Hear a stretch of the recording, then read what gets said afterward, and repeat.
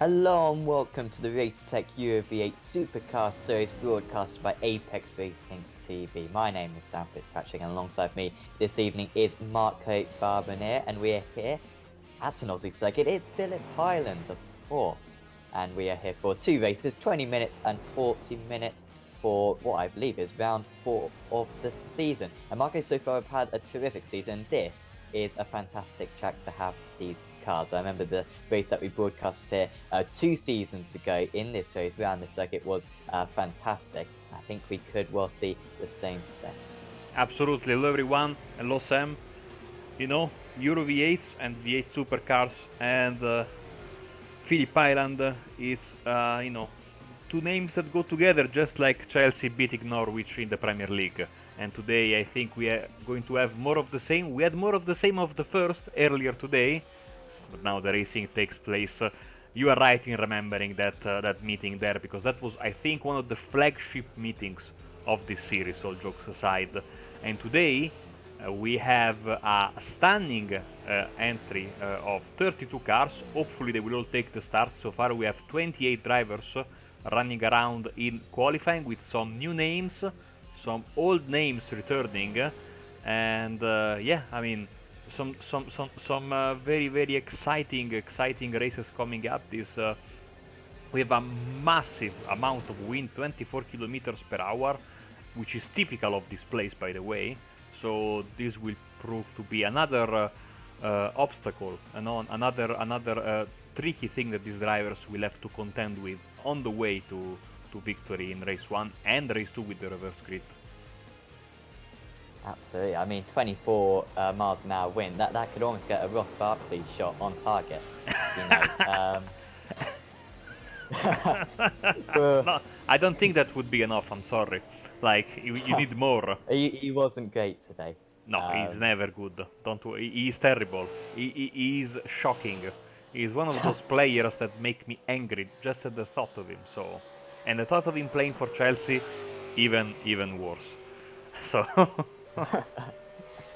I mean, for anyone who doesn't know, Norwich played Chelsea today for the first time in what must be about 3 years or so since Norwich got promoted. And, well, safe to say the East Anglian side were robbed of a victory. A couple of, well, to be fair, all the VARs went our way, to be honest. So it ought to have been 6-6, I mean, with the quality of play that it was, but there you go. One thing we can say, it was the most exciting game of the weekend. I watched basically all of them. And yeah, so let's see if this race will be the most exciting race of the weekend. You're on Apex Racing TV. Of course, we had the Sim Racers Asia earlier today, now the Euro V8s. And then tomorrow, of course, Aussie Mixed and Fixed at 10:45 GMT, and then the British GT, Apex Racing League, will start later at 7:10 GMT. So, well, certainly a lot to look forward to before the week 12, bonanza that we are going to have with a lot of series finishing, and the Sim Racers World starting with their media day that's coming up on Wednesday. So qualifying then, coming up to the final few seconds, and as you can see, it's Michael Taljancic on pole position in front of Foggy and Brandon. Brandon is not on a flying lap, I think. I think the next closest to the top that is actually trying to set a time is Birmingham, and he does. 1 minute 30.5. He sets up the 9th fastest lap time of the day. Just behind him is Arash Stadler, coming home for Texans Fitztime Motorsports. He does not improve, but the field, especially at the front, seems very close, Sam. Oh, also, yeah, it's 20-minute qualifying, not 15. My bad, so we still have a lot to go. Yes, still 5 more minutes for these guys. I'm still in the past, so, yeah. I mean, 5 more minutes for Norwich today, I don't think would have made a whole lot of difference, must admit. But you did hit the bar in the second half, so, I mean, it could have gone both ways. I mean, we'll stay up. We'll stay up with Timu Puki, of course. Taljancic then, of course, he won last time out. Marco. That's at Daytona International Speedway, and what a performance that was from him. And I was listening to the V8 Backfire podcast. Apologies if I've absolutely screwed over that name, but you can find that podcast on the ASEA Racing TV YouTube channel. And it was the first one I'd ever listened to, and they raised the point where whenever strategy comes into the mix, Marco, it's always Taliancic who wins out. He's so good with the tyres, he's so good with the fuel as well. And I think today, particularly in the feature race, where potentially a stop won't be necessary, we could once again see Michael Taliancic rise to the front of the grid. I mean, Taliancic is one of those names that, despite not being a regular of the series anymore, he's always just reading his name is a guarantee for a driver that could quite possibly fight for the race win, and that of course was true 2 weeks ago in Daytona in the endurance race.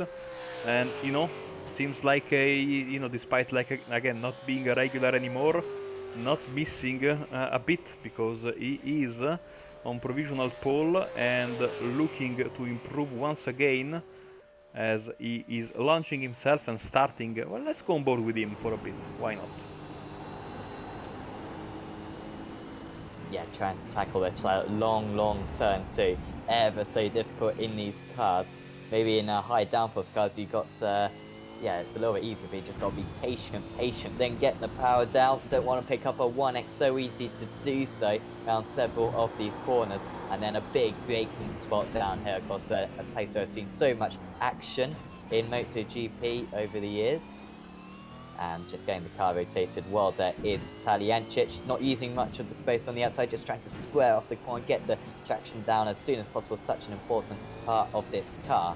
You can see how he's just tapping it around each of these corners. He's not getting any spin whatsoever, and that's the real key in this car, taking a little bit of curve. Now sets him up for this long left-hander. And then, of course, once again, another of these left into a right-handed chicane. Has got a cut on the inside. I think that was Andrew Hoffman. Gets out of the way, and Taliancic cutting the circuit a little bit. But he's still pushing up there, so maybe he hasn't got a 1x due to it. And Taliancic, this has been a neat lap. I wouldn't say it's been anything totally spectacular, but neat is almost always much faster. Here he comes to the line on the power nice and early. Michael Taliancic crosses the line, 29.9 to beat, and he does a 30.0, so not far off. That would still be good enough for pole position. However, it's not going to count for anything, and Taliancic will go back to the pits. Might, if he's quick, get one more lap in. No, he's not going to get one more lap in. That was, I think that moment he had coming down Lucky Heights, that was the... He quite possibly could have gone even quicker. By the way, I'm not going crazy.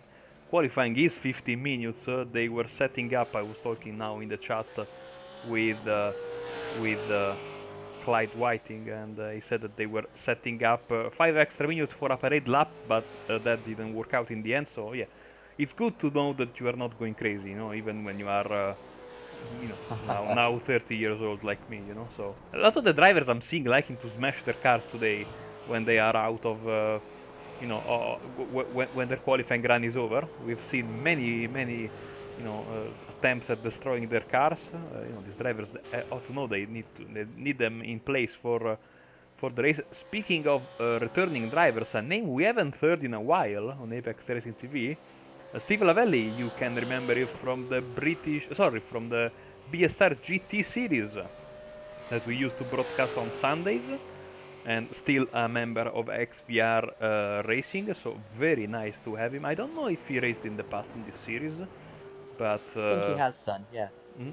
You might be right, yeah, I think he raced, back in season, the heydays of the season 4, no, we were talking about it earlier.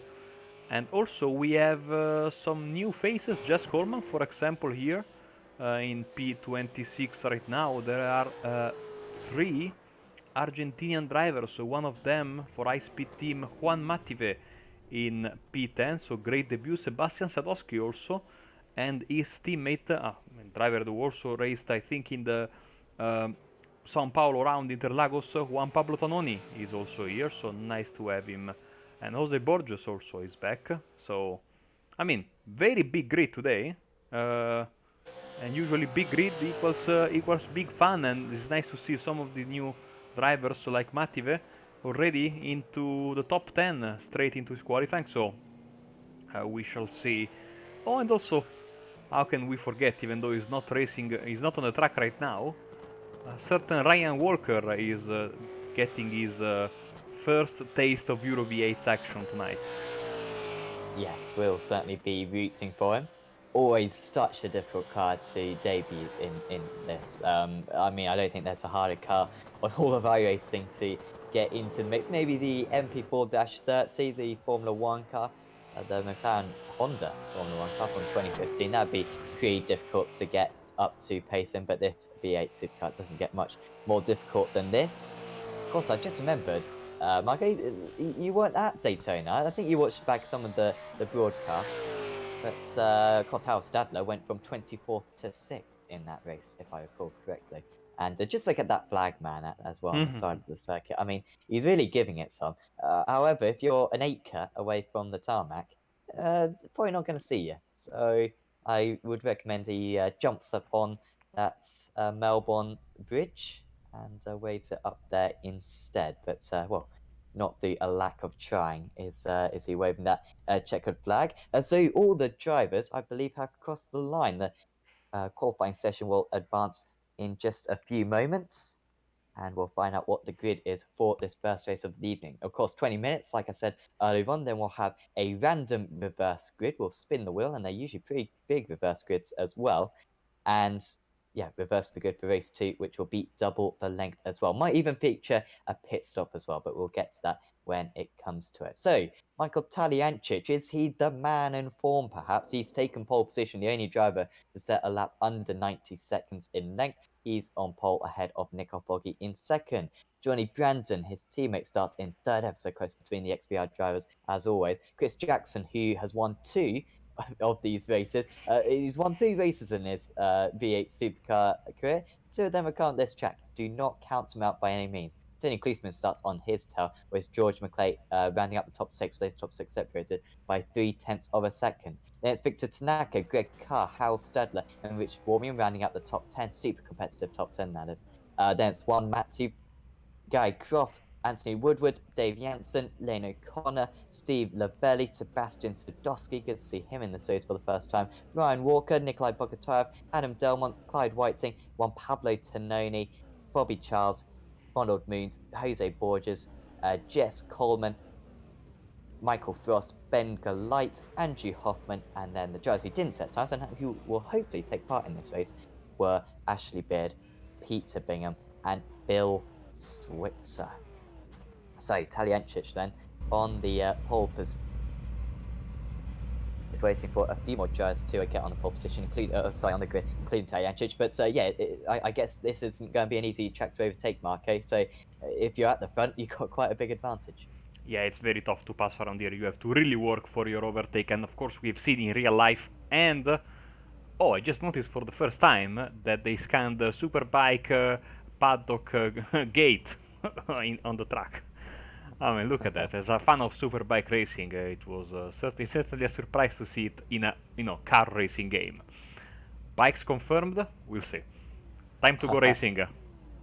We can certainly hope so. So, Taliancic, who won at Daytona, can he get back-to-back victories here at Phillip Island? 777 car starts from the pole position, and we are away. Good start for Taliancic, pulls away from Foggy straight away. Everyone seems to have got a relatively even start. Maybe Brandon will be able to challenge going into turn 1. Certainly, the 2 Never Quit Racing drivers set thing for 4th and 5th, but Taliancic has done everything he needs to do. Jackson stays ahead of Klusman. Foggy stays ahead of Brandon. So no changes amongst the teammates. Also, McClay having to hold off Tanaka as Anthony Woodward goes off the circuit. He was running, I believe, in the top 15, but he's dropped way to the back as he goes off into another realm out on that outside of turn 2. As the drivers stop for this hairpin, could be some instance with drivers diving down the inside.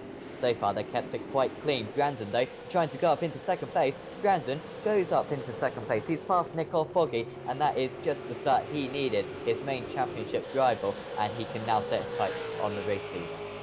Yes, very good start. There was that issue there we saw. And also another driver I saw going backwards as Juan Mative is... Oh! Massive hit there.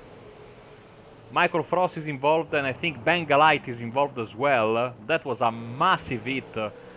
Basically the car was sitting there and the cars coming from behind Sam couldn't, you know, react in time. That was too close. And so very bad crash there. 3 cars taken out already as the first lap is in the books. Yes, and it's Tony Ančić leading by 3/4 of a second. So, like as you were saying, Marco, a few drivers being taken out of the action straight away on this opening lap. And Foggy being overtaken by his own teammate. We don't see that too often. We don't see anyone overtaking Nicole Foggy. But we have seen it today as Greg Carr now. He's trying to challenge Victor Tanaka. Battle that we don't usually see these two get involved. Good pace seemingly from Carr. Never Quit Racing usually very strong at this circuit. And Tanaka's having to do everything to defend. Here is Stadler maybe going down the inside. He needs to try to get the car stopped. Trying to get past car squares off the corner. We saw this line work very well for Brandon on the last lap. Doesn't work for Stadler though this time round. Driver just behind them, of course, is Richard Warnium, and then we've got a bit of a gap to the drivers outside the top 10. Really good start though for Dave Janssen. He's up 2 places. Sadowski's up 4, Delmont up 6, and Tononi up 7 as well. Yeah, so back in the lead then you see the 2 leaders and behind them quite a queue of cars forming behind Nicole Foggy, Jackson, Klusterman, McClay also in this battle. So Foggy now needs to push hard if he wants to keep you know, the distance and the gap and stay close to the leading duo. Not going to be easy. I don't know. Maybe Nicole wasn't expecting that move. It was a very good move from Brandon there. Maybe he was not expecting that, but Johnny now sets the fastest lap of the race, by the way. Is really looking confident and with a purpose, and might be, you know, the quickest driver up there at the front, maybe the one with the best chance to go and win the race. Yeah, that could well be the case. Closeman really keeping Jackson honest at the moment. We go back to this Janssen battle. So he might be overtaken here down the inside. Goes Delmont. Janssen trying to fight though round the outside. Gotta be really careful on this part of the circuit. Gonna have to lift off ever so slightly, maybe even use a little bit of braking, and then big braking for the hairpin. Super tight on the inside. There's Janssen. He's just about to get it stopped, and he might get 2 positions here in the go of 1. Has to go round the outside. This is going to be a tough effort round here, but the track is ever so slightly cambered, and that might just help him round. Not quite, and all of a sudden he's gone from defence to attack and back to defence, and now back into 14th position. Janssen drops back down to where he started, so he's dropped a couple of places on this lap. Sadowski and Delmont, they absolutely firing on. Surprisingly, only in P20 is Nikolai Bogatayev, one of the most reliable and consistent drivers of the series. He has lost a lot of places at the start, apparently. I'm seeing, or maybe not. He lost 1 position. Apologies. So yeah, not looking you know, into his traditional groove there. As also we see another side-by-side moment, Delmont, Sadowski, and now Janssen trying to come back at the Argentinian driver. Oh man. Incredible pace from Dave Janssen, and he gets the pair of them. That was a quite extraordinary exit from the final corner, and Janssen, who'd lost those couple of places on the last lap, all of a sudden gains them back up again. However, there are a few drivers queuing up behind us now. Those 2 drivers go side by side. That was Delmont getting back past Sadowski, who had all the momentum, but it's been lost very quickly, I think just due to a small mistake coming out of that final corner. Oh, to the inside careful there. Sadowski. That's going to be brave, and he's going to lose the car and takes out an innocent bystander who was Tononi, I think. Tononi, yeah. yes. Who gets back underway, actually not too badly. And Sadowski still trying to get back underway. He'll finish the race and might be in chance with a reverse grid pole, but his race has taken a very southern turn here in the southern hemisphere. Let's put it this way, I know the pain, because once in a BSR MX-5 Pro Series race I managed to crash into the only other Italian in the field. There are 3 Argentinians in the field tonight, and 2 of them just collected each other, so I know their pain. You know, it's tough to find exactly your fellow citizen there, but it can sadly happen. As by the way, at the front, good pace now from Taliancic. He's actually pulling away from Johnny Brandon. He did so in the past couple of laps, and so his lead is looking a little bit more safe now after Johnny's fantastic pace in the opening 2 laps. And Foggy is still there, pulling away from Jackson and Klusterman, another series newcomer here. Ryan Walker for Torque Freak Racing. He survived the madness of the first lap. And he's, we know about Ryan, consistent driver, doesn't make mistakes, is very careful. Hopefully we don't jinx him as he's trying to line up a move on Lane O'Connor. Oh, someone spins. Off in the background. Is it Ronald Moons and Nikolai Bogotayev as well? Yeah, as Moons is having issues trying to set his car back into the proper racing line.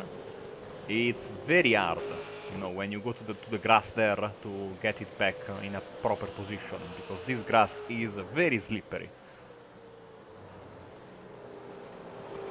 I'm sure it's the same grass as the rest of iRacing, but somehow around here it seems like, maybe because it's very, very undulated, it's not flat, so tends to bring you, wherever the grass wants. Yes, you can kind of be sucked away, I feel, with this grass. Remember how, I think it was Chris Jackson nearly made contact with the wall at this corner, and you're thinking, well, there's quite a lot of runoff area, there's even gravel. It didn't help him too much on that day.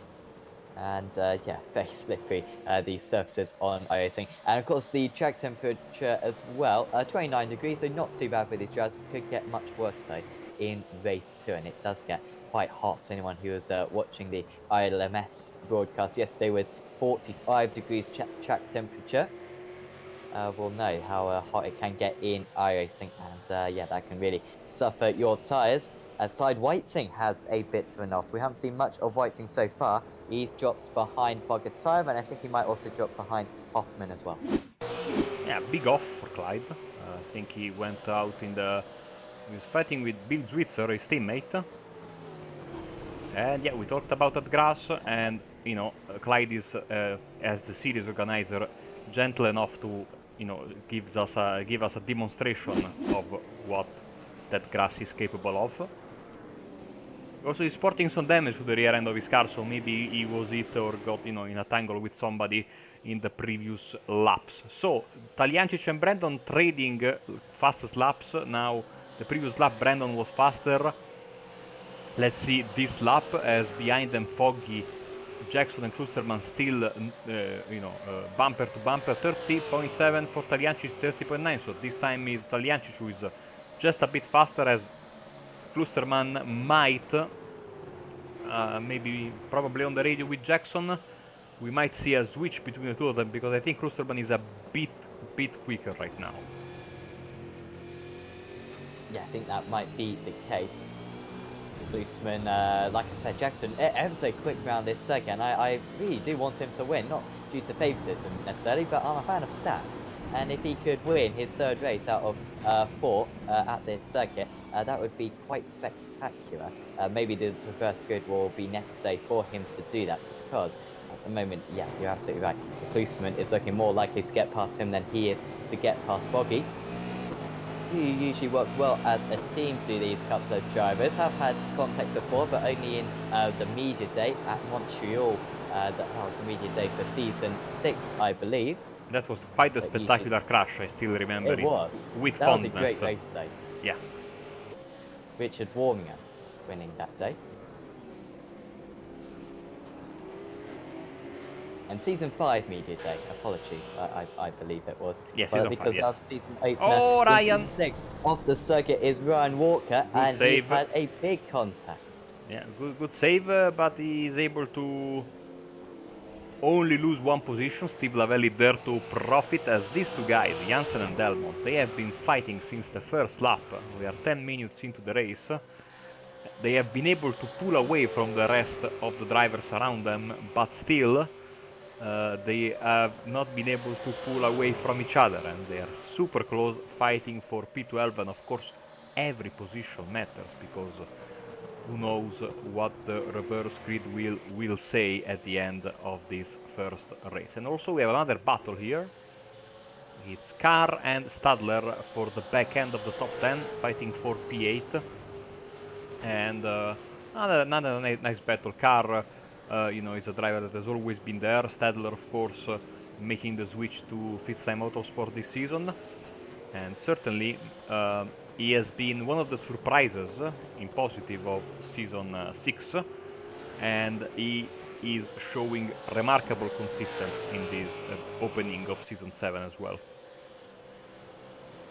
Yes, maybe he hasn't got that. I don't think he's got a podium yet this season. Did get a couple last season, and a race win as well ought to be his. I believe he also won a race last weekend. Anyone who doesn't know, this series runs a sprint cup as well, where every week, every other week that this series isn't on, they host 3 races, 3 20-minute races, and it's just a bit of fun, really. It's broadcast by SC Racing TV.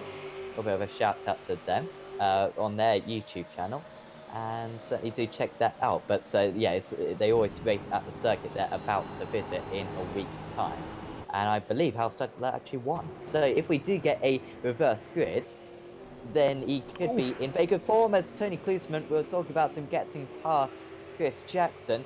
It's the opposites happen. McClay and Tanaka move past him, and Tony Klusman, who made a mistake 2 seasons ago, which denied him second place in the sprint race. Well, he's made another mistake here, and he's dropped 2 places down into 7th. Too much mustard there entering the corner, and he was able to,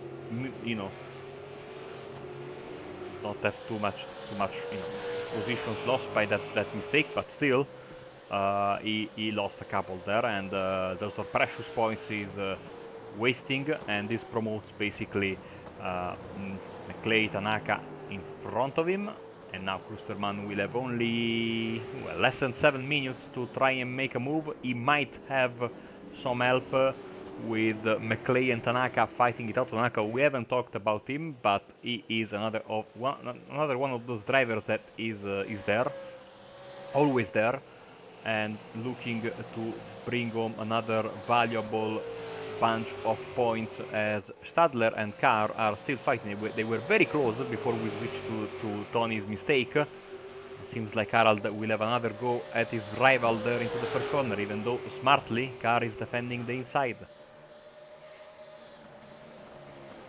We desperately want the inside though for turn 2, and I think Stadler is going to yield that here. Fantastic pace around the outside, and how Stadler lost that position to Greg Carr on the opening lap. Well, finally, this lap 10, he's finally been able to take it back.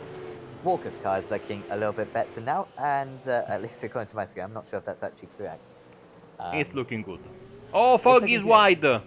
Oh dear, Nick got mistake! Foggy from 3rd position. And mistake for Tony.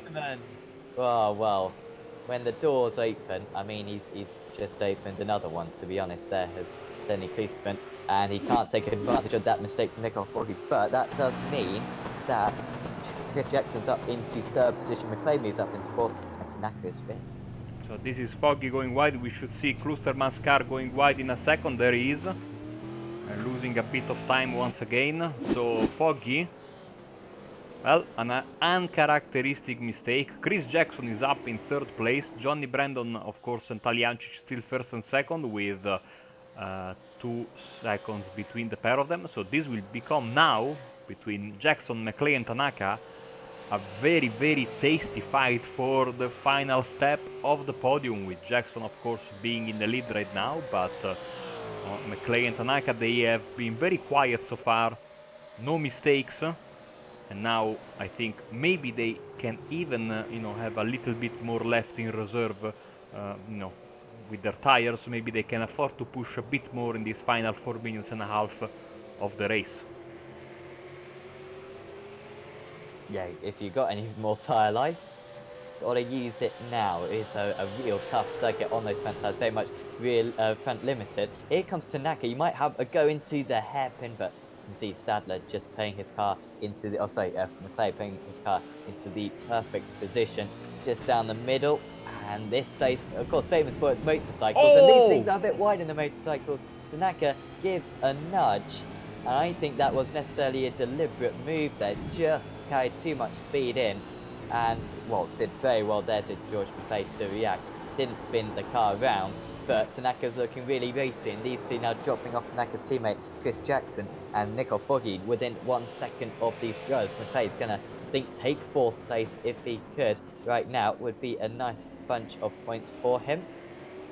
But he is being absolutely checked every single corner at the moment. Here's Adam Delmont going off the circuit, and And off the Jansen. circuit goes Dave Jansen. So he gains a place and straight away loses it. And these drivers really struggling to keep it on the circuit. You can imagine, of course, just running that little bit wider, getting that little bit more speed. And if you do that, it's game over. Just dips a wheel onto the grass and you're off, way off the circuit and lose a couple of places. So some errors creeping in for these drivers. Will McClay make any, though? I can't remember the last time we saw George McClay make a mistake, to be honest, They made Marco. a. So he should be a stable pair of hands. Sorry, Sam, but I'm looking through the event viewer and I cannot see anything of notice, but McClay and Tanaka had a terrible lap compared to Chris Jackson. You can see that Jackson has pulled away. They were 7/10 of a second slower, so they must have got into an argument, maybe a little bit of, trying to make an overtake. Maybe Tanaka Well, they went had for a that move. tap, didn't they, around Yeah, this I corner, mean, didn't they? so yeah, so Chris Jackson says thank you and moves well clear of his two rivals. Whilst I think we can... it's going to be close for the white flag. Let's see when Taliancic crosses the start finish line. Of course, drivers try to get always the best amount of fuel possible in the car, meaning that usually drivers want to go the opposite. They were always willing to take a gamble on fuel, and we'll see, because if my calculations are correct, we will have 2 extra laps. Not 1, but 2 more laps to go. The flag man was very unanimated there.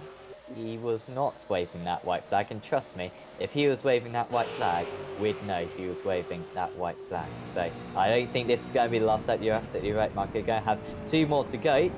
2 more laps for Greg Carr, who's a little bit of a surprise. He's been able to keep up, nearly loses the car there, overheats those rear tyres, and now all of a sudden he's got to be super careful because he's overheats those rear tyres, and when you do that, they lose a significant amount of grip. So just got to be patient for a few corners as they cool down.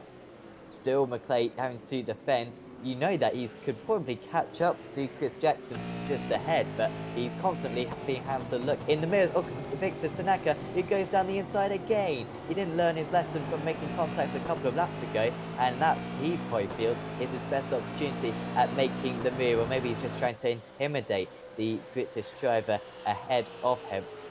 McClay driving without faults, and he's just got 1 and a bit more laps to go to survive. This one of the closest battles out there. Foggy's actually dropped further back and under pressure from Tony Klosterman. Some fantastic battles we've seen, and I mean, race 2 is going to be quite spectacular when we have a big reverse grid. Taliancic then, he's going to approach the start-finish line, and I do not believe that is the checker flag. Must be the white flag.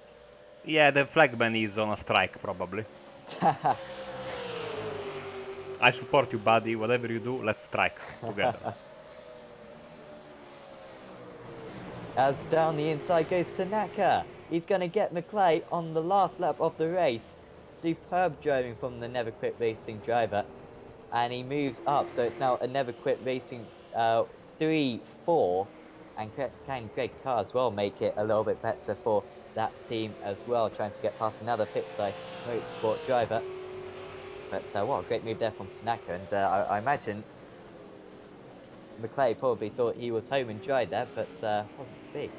Yeah, very, very nice move, clean and fair, which is what we like.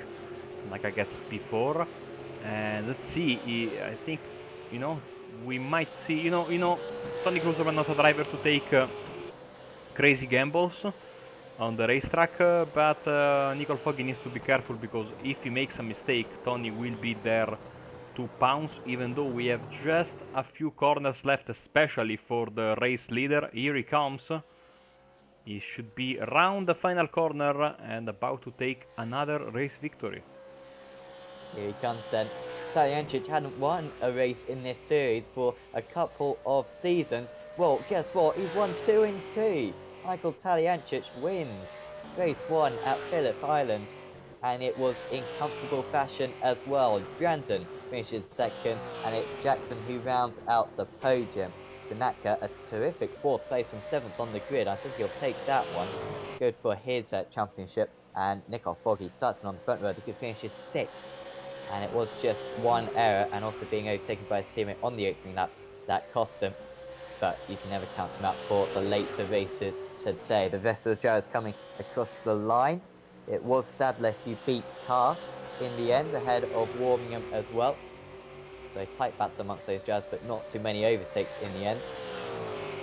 And yeah, Bogatayev quite a bit distant, but there are a few drivers perhaps a little bit out of position who could be in big threat for race 2 of the evening, because Marco, we've seen massive reverse grids so far this season. We had absolutely. Of course, you need to stay on the lead lap to be eligible, so we'll see how many will be there in the end. One driver that won't be on the lead lap, I think, will be Peter Bingham. Scored 1 lap down. Bill Switzer should be good to go. And as the race leader takes his parade lap, in just a second we shall give you the race results for race 1. Yes, and it's Michael Taliancic then who wins out 4 seconds ahead of Johnny Brandon. I think he's about to do some donuts as well on the start-finish line. Chris Jackson rounds out the podium with Victor Tanaka in 4th place. There's George McClay, Nicole Foggy, Tony Klusman after a mistake. What could it have been if it weren't for that? Finishes in 7th in the end. Hal Stadler holds off Greg Carr and Richard Warmingham. Guy Croft finished in 11th. Good job from Adam Dolman. Didn't see too much of him, but he gained 8 places to finish in 12th. There's Dave Jansen, Ryan Walker. Good debut race for him. Lane O'Connor, Steve Lavelli, Anthony Woodward, Jose Borges, Bobby Charles, Nikolai Bogatayev, Yes Coleman, Clyde Whiting, Ronald Moons, Sebastian Sadowski, who had a bit of a coming together, Andrew Hoffman, Bill Switzer, and then 2 laps down was Peter Bingham. And the retirees were Juan Pablo Tononi, Ben Galite, Juan Matiev, Michael Frost, and Ashley Beard did not take the start. So, Marco, we're going to have the only reverse grid of the evening. It could be a significant one, overtaking at a bit of a premium in that first race. The mistakes were quite plentiful, but this could be very significant for who's going to win race 2. And 26 drivers are eligible, so hopefully I got the wheel that spins and not the broken one, which only spins for me. But yeah, let's see, let's roll it.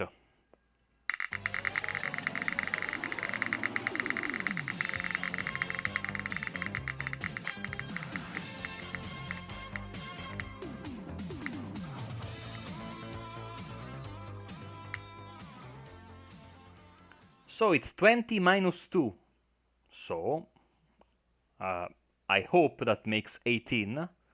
And this means Jose Borges will start from pole position in front of Anthony Woodward, Steve Lavelli, Lane O'Connor, and rounding up your top 5 will be Ryan Walker. So we have our top 5 for race 2. Not the biggest reverse we could get, but still, 18 out of 26, I think it's quite a decent number. Far cry from what we had last season. Certainly, Taliancic, Brandon, Jackson, Tanaka, McClay, Foggy, Klusterman, Stadler, and company will have a lot of work to do if they want to get back to the front of the field. And of course, like you said earlier, very interesting race 2, also because pit strategy is not set in stone, let's put it this way, for race 2. Absolutely. Who knows what's going to be happening in this 40-minute race 2. Of course, we're going to set up the session for the next race, and we'll be back in about 20 minutes' time for the second race of the evening in the Racetech Euro V8 Supercar Series.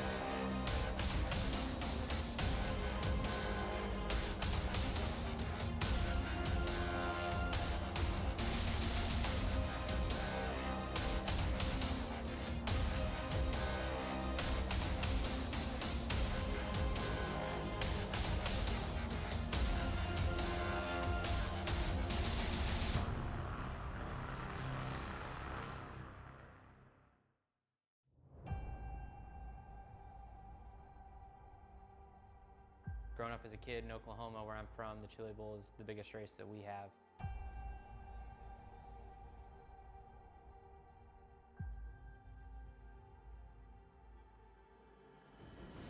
The Chili Bowl has kind of been my favorite race of the year.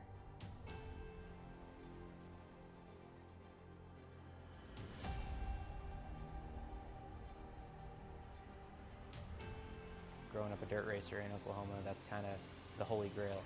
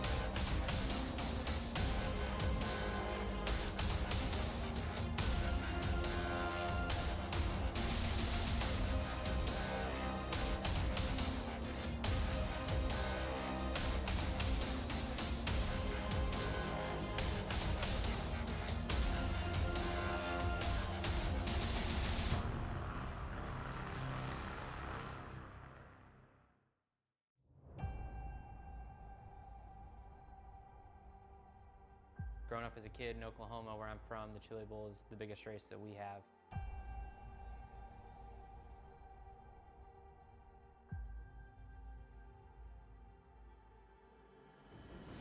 The Chili Bowl has kind of been my favorite race of the year.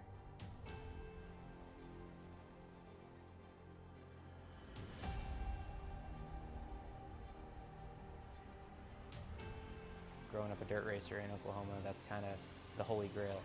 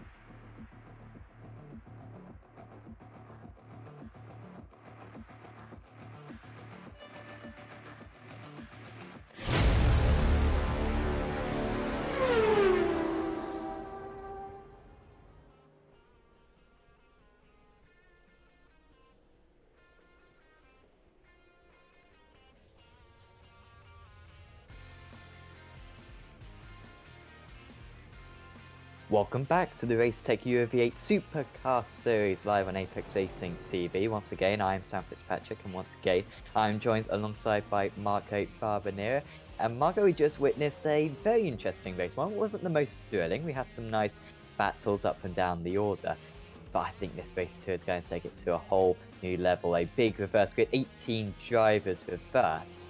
And it's really difficult to call who's going to win this one. I think it's going to mainly be about who can keep it clean for those first few laps, but at the same time can make up the positions in the first few laps. Absolutely. Now, of course, the race will be double the distance. Late afternoon setting, the track colder than what we expected whilst commentating during race 1, but still you have to do 40 minutes around here, so it's going to be tricky. Like we said earlier, the pit strategy will be, well, a work in progress for the entirety of the race. We might even see some drivers not stop, you know, so this is going to be a very, very exciting race. Cannot wait, and of course there's always the interest in seeing how the quick drivers from race 1 will perform after being put towards the back of the grid thanks to the reverse wheel. And I think that we are just about ready to give you the starting positions for this second race of the night. And yes, here we go. Yes, and it is Jorge Borges on the pole position with Anthony Woodward in second. Steve Ravelli starts on the second row of the grid alongside Lane O'Connor. Then it's Ryan Walker, Dave Jansen, Adam Delmont, Guy Croft, Richard Warmingham, Greg Carr, Hal Stadler, Tony Klusman, Nicole Foggy, George McClay, Victor Tanaka, Chris Jackson, Johnny Brandon, Michael Taliancic, of course, race 1 winner, Bobby Childs, Nikolai Bogotayev, Jess Coleman, Clyde Whiting, Rolov Moons, Sebastian Sadowski, Andrew Hoffman, Bill Switzer, Peter Bingham, and Juan Pablo Antonio, with Bengalite and Michael Frost forming the final row of the grid.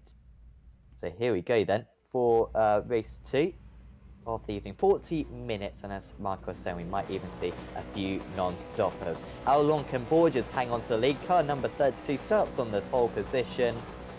And we are away at Phillip Island for the second time this evening. Fantastic start straight away for Steve Lavelli. Might move straight up into second place. Borges seemed to move off the line recently. Hasn't accelerated well though. And round the outside goes Woodward. Might be able to take the lead straight away. Will never quit racing. But Borges doing everything he needs. And he just about keeps his car ahead. All of a sudden now Lavelli trying to get past himself. Klusman falls off the circuit momentarily. He's dropped 5 places, and crucially behind a couple of the really quick drivers out there. But there is Borges still hanging on.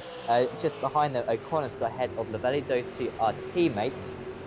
And Jansen's got ahead of Walker. And now also Richard Warmingham getting past Walker as well, as Borges goes deep, and Woodward trying every which way to get past. Just had to stay behind, as we've got another Never Quit Racing driver round. Oh! We have and Johnny Brandon as well. Oh, and I think that is Hoffman around. I think.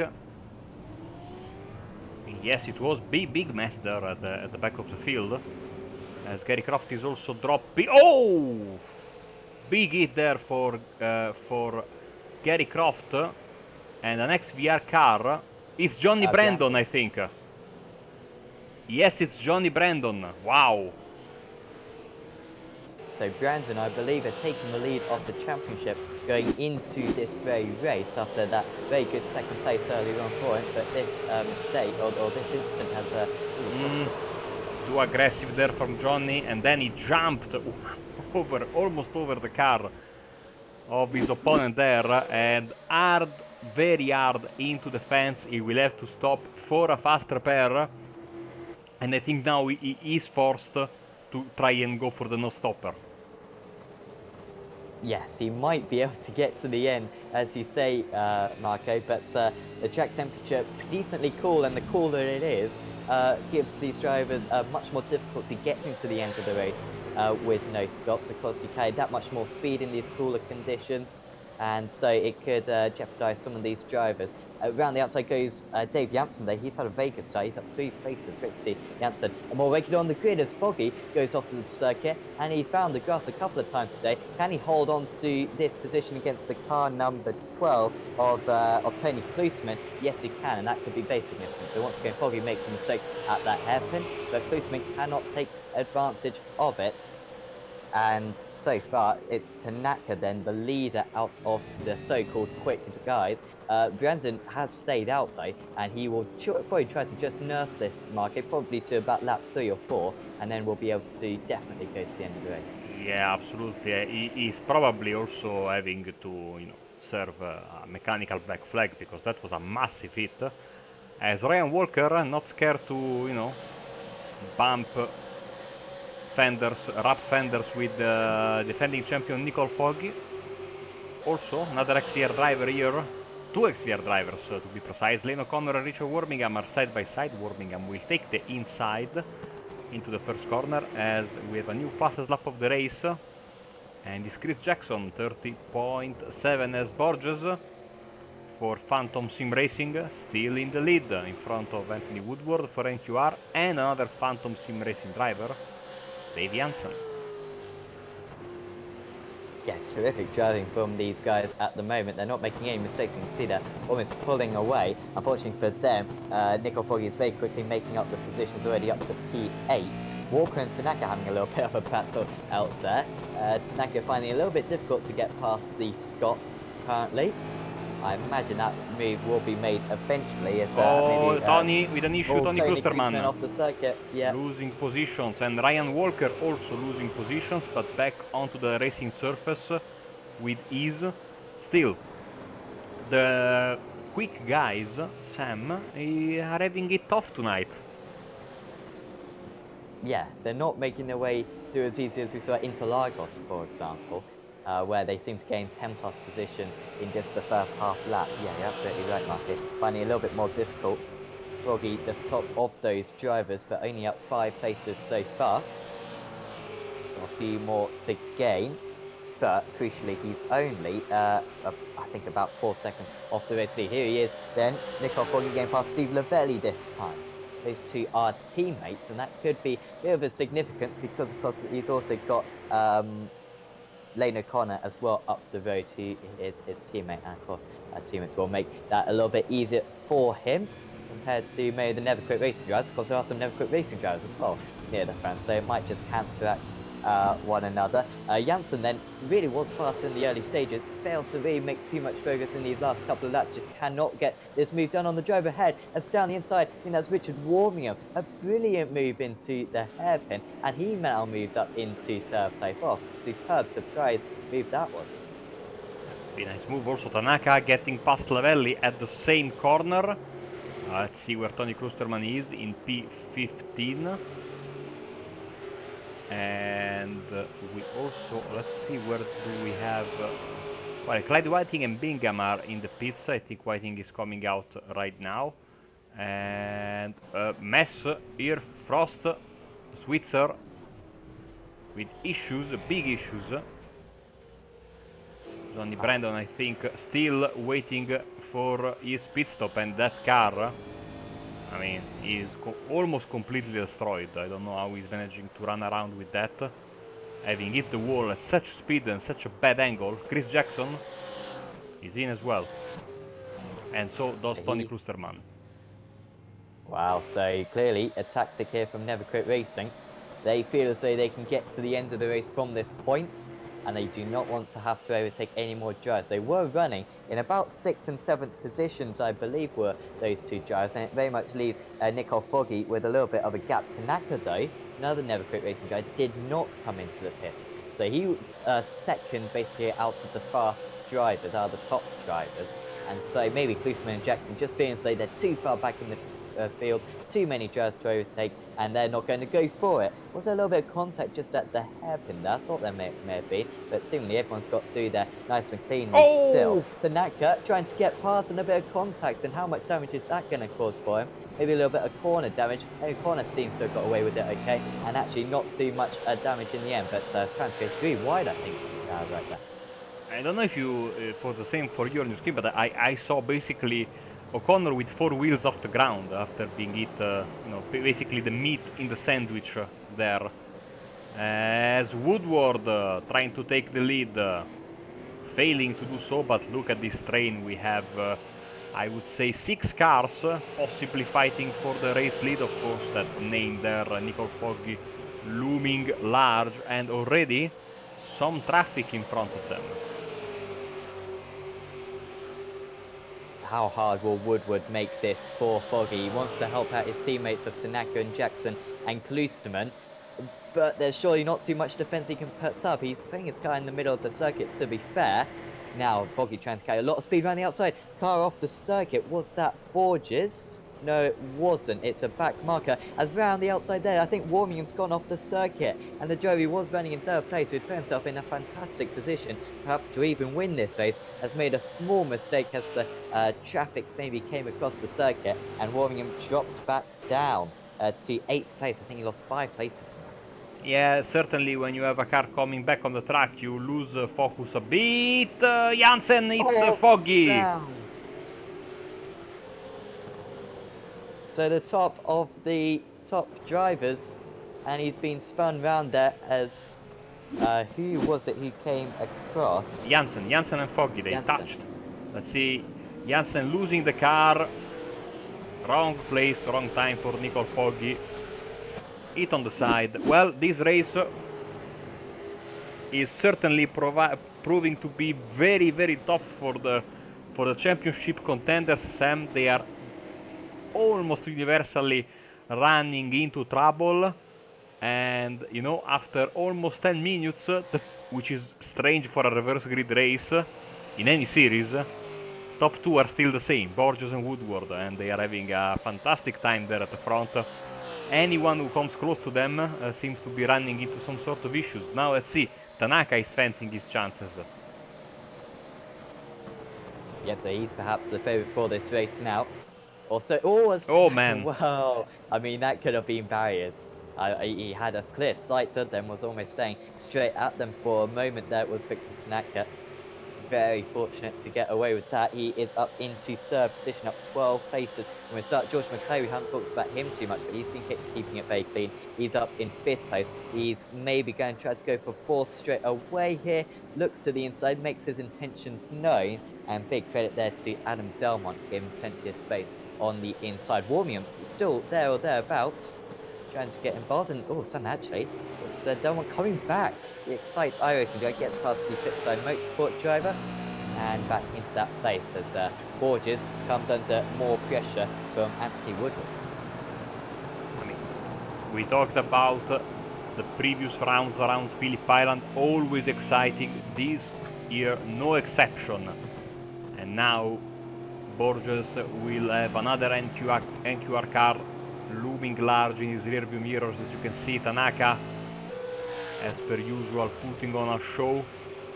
This moment there sideways, he will tell us that he did it for the TV, of course. But certainly it was a big risk. He's already sporting some damage. Ryan Walker is in from P11. McClay fancying his chances on Delmont, and not the best pit entrance there for Ryan Walker, I would say. He managed to find his way. Hopefully he didn't get a penalty. Yeah, it is easy to do that. Locking up the rear brakes. I didn't lose too much time. No, he didn't. Could have been worse. Yes. Woodward still ahead of Tanaka. And call me an expert, but I wouldn't say this is necessarily best for the team. I mean, but then you can't exactly say to Anthony Woodward, mate, you're running in 2nd place. This is one of your best chances at winning a race in many a race. Let the guy behind pass, because I'm sure Woodward will really want to give this his best shot, no doubt.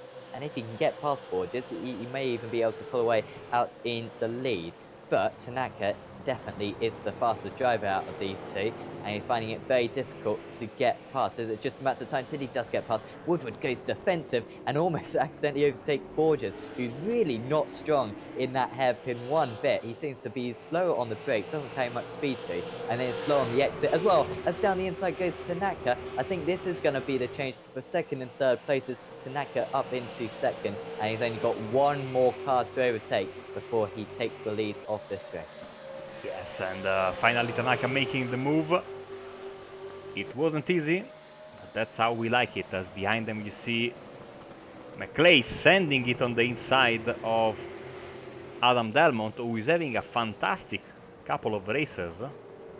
Always in the fight for the top 10 in race 1, and now in the fight for the top 5 in race 2. So certainly some very good driving from one of the newer drivers to the series.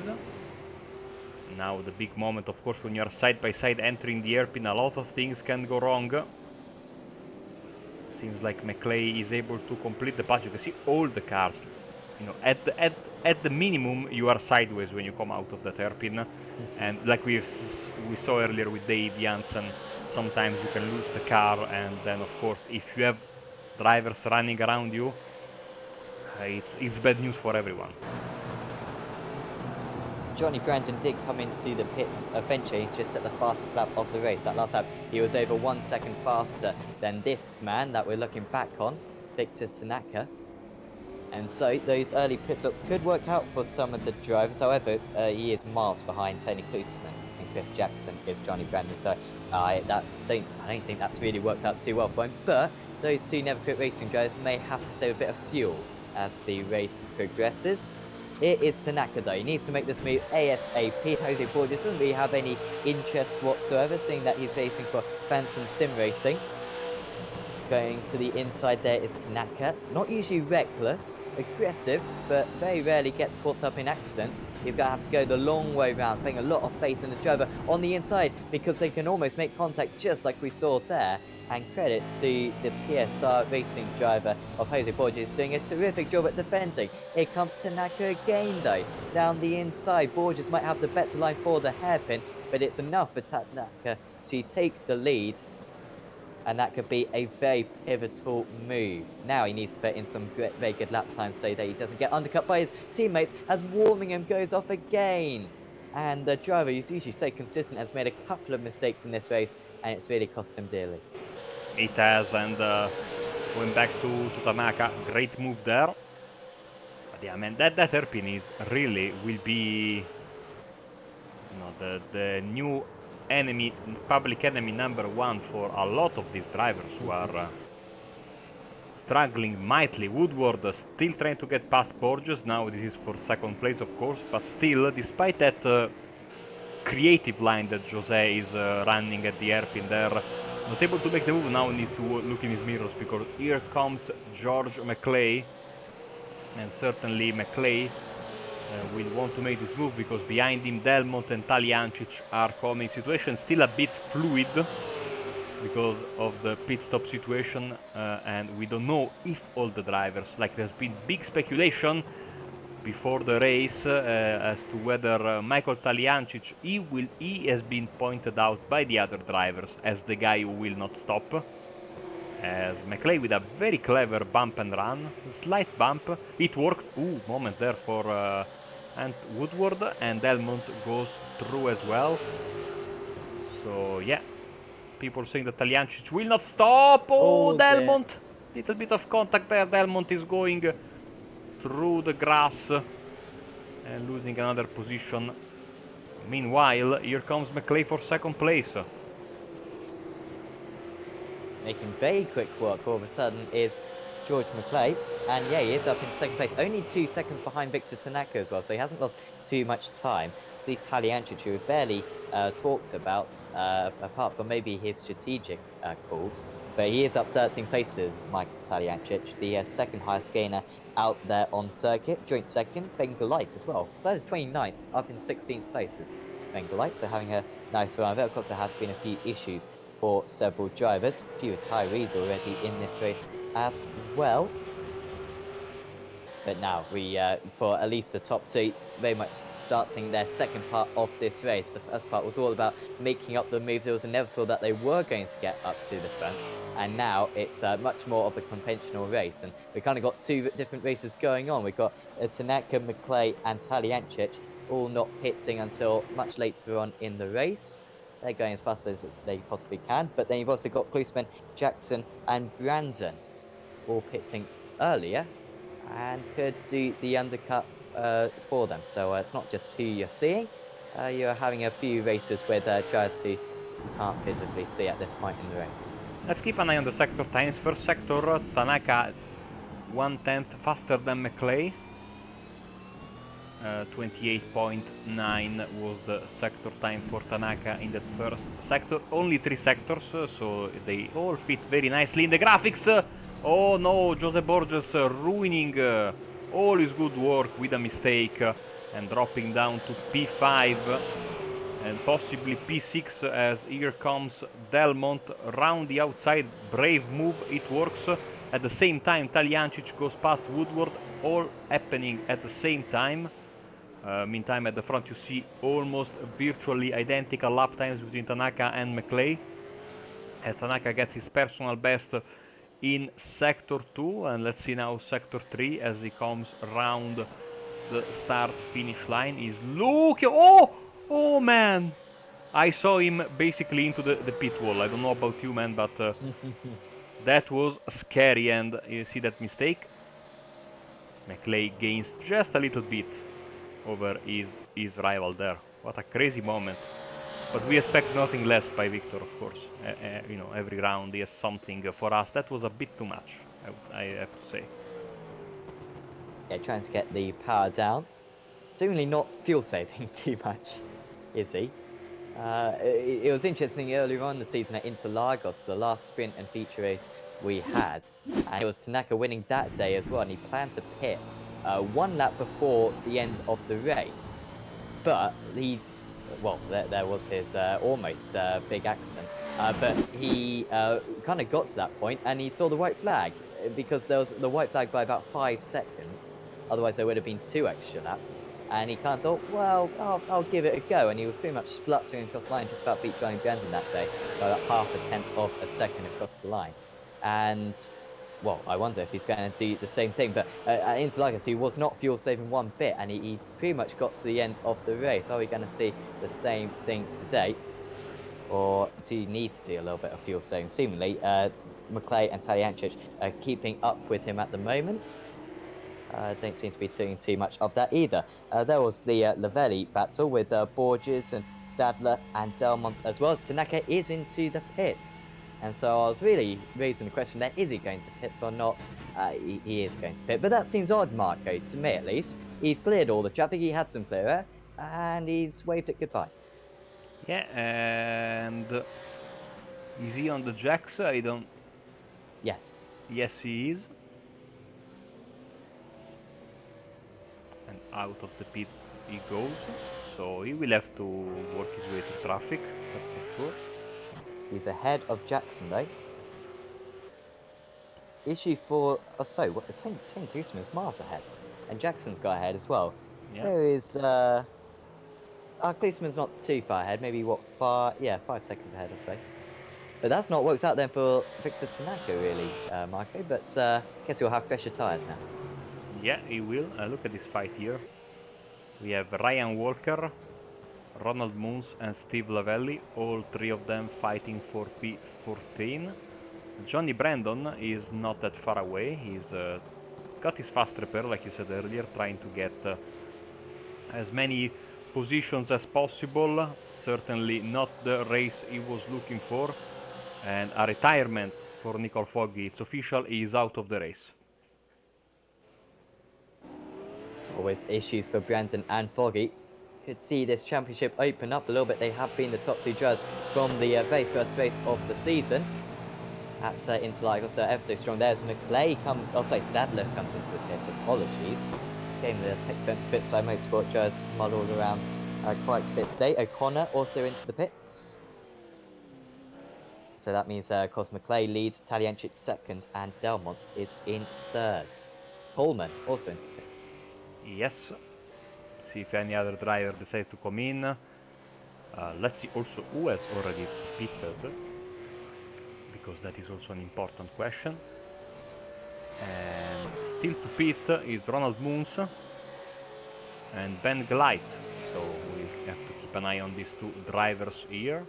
Let's move back to Chris Jackson because he's under big pressure from his teammate, Tanaka. Never Quit Racing have a chance at a 1-2-3 in this race. Policeman looks very strong. Here comes Tanaka down the inside. They don't want to ruin their chances of even maybe getting a 1-2.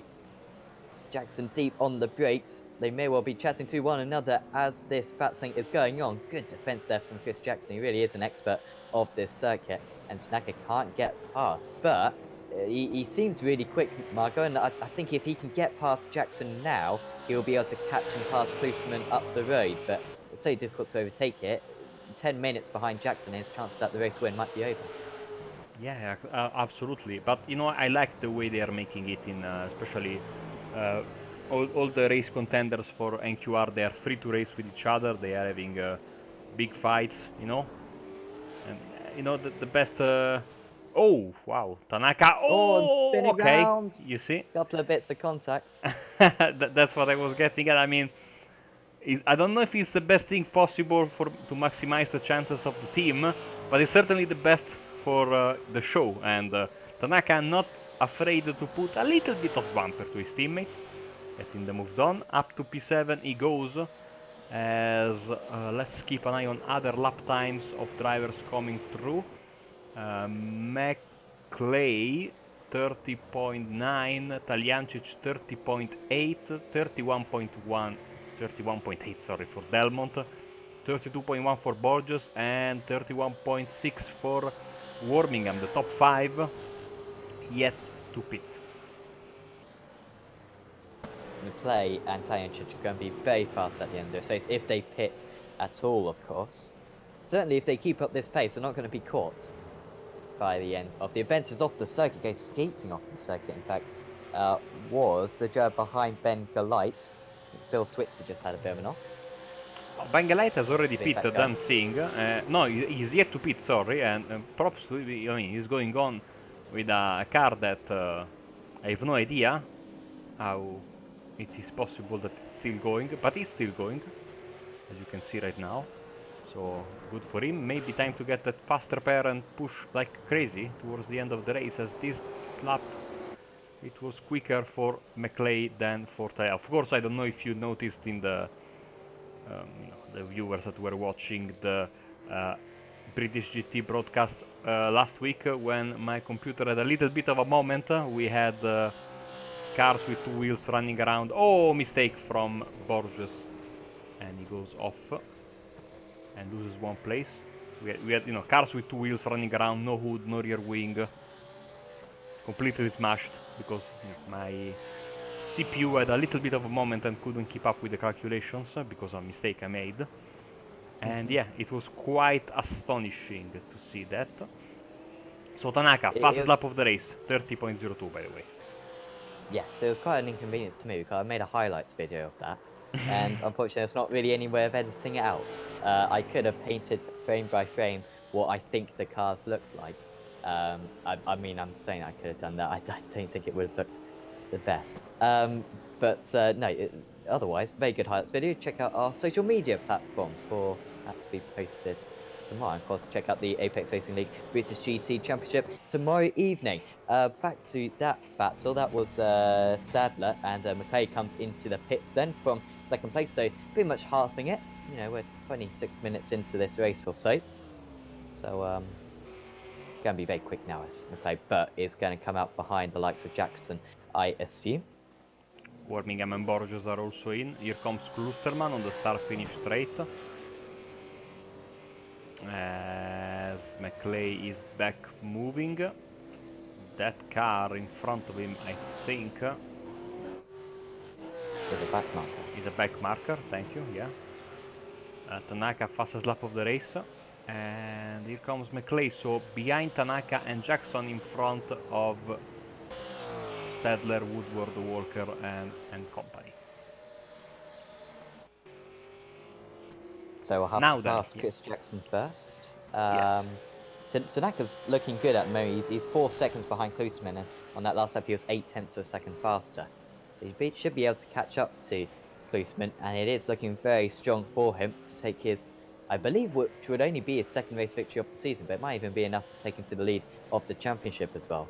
Victor Tanaka has been superbly consistent so far this season, and of course would be 2 out of 2 in feature races as well, which would be a nice little record for him. So Tanaka is 21 seconds out from the lead of the race. If you stop, you lose from cone to cone 36 seconds. So Taliancic is banking on not pitting at this point. Yes. If he's going to pit, he's going to pit in the next couple of laps. I wouldn't recommend leaving it until the last couple of laps and then pitting. Otherwise, you're just doing loads of laps on very old tyres when you could be on fresher tyres. You think you want to half and half it. To me, it's quite noticeable that Taliancic is going to try to not pit. Whether or not he'll make it to the end of the race is another question.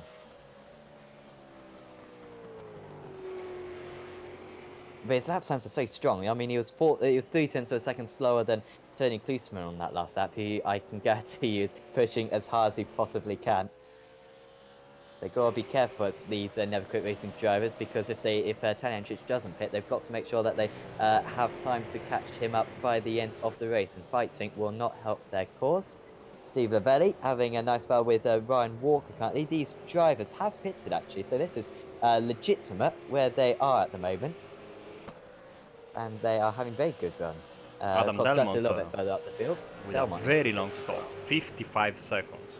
So he must Oof. have gotten a penalty, and that undoes all the fantastic work he was doing up until this point. He will have a very quick car, but certainly P16 is a long way behind where he should be. Should be around Johnny Brenton in about 10th place. And of course, we'll have fresh tyres as well, so it could easily catch up to Woodward and Lavelli and Walker as well. So that's very disappointing for him.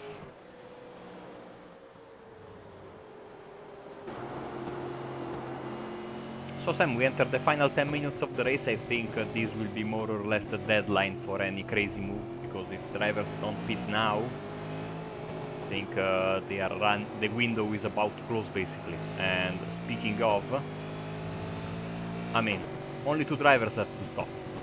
Arnold Moons and Marco Taliancic inside the top 20.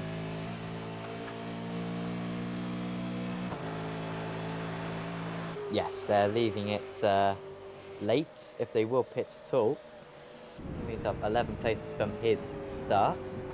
Also, there was a driver who started from the pits who may have not pitted properly yet. I'm not sure who did start from the pits. As off the circuit, I think that's a back marker. It's Bill Bill Switzer. And also Roman Moons having a bit of a moment. Of course, these drivers having to deal with very worn tires, you know, and not easy to keep the car on the track, not easy to keep any car on the track when the wheels are, you know, the tires are worn out, but especially this one. Well, this is a tough car to keep on the track regardless. So, Arash Stedler and Woodward fight for 6th place, very close to each other, as are Lavelli and Walker, and the same goes for Moons, who is now defending from O'Connor after his mistake. So, long way to go still. 9 minutes, and a lot of things can happen. The championship contenders then, of course, we know Taliancic is in the lead, Klusterman 2nd, Tanaka 3rd, Jackson is in 4th, McClay 5th, and Johnny Brandon limiting the damage, P10 for him. And then we have, of course, the retirement. Big surprise of the second race, Nicole Foggy, I mean, out of the race, many front runners running into trouble, and certainly he was the one who paid the biggest price. And who knows, this might be a drop round for him come the end of the season. We shall see. Certainly you never want to have a bad round, because when you really have to drop one, be it for, you know, real life issues or technical issues like we had last season, plenty of them for the championship contenders, you get a bit angry at yourself, or, you know, at life, or at the destiny, or whatever, at your luck when you know, waste a drop round because of a crash.